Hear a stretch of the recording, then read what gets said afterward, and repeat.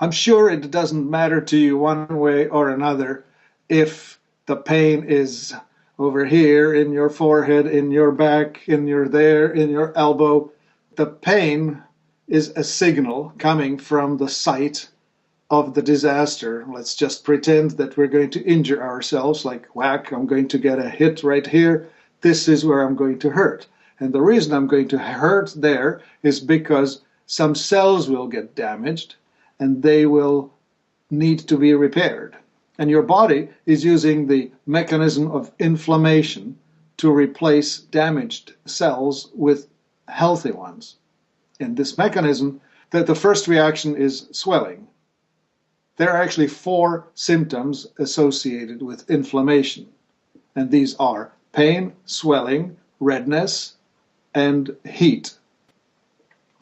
When it's on the inside, you probably don't feel the heat, you probably don't see the redness, but you sure will experience the swelling probably as itching or tension or some unease. But wherever it is, whether it's on the surface, when you feel it in your face or in your elbow or in your neck or in your back, the signal is the same. The idea is something is broken, we're trying to fix it, pay attention.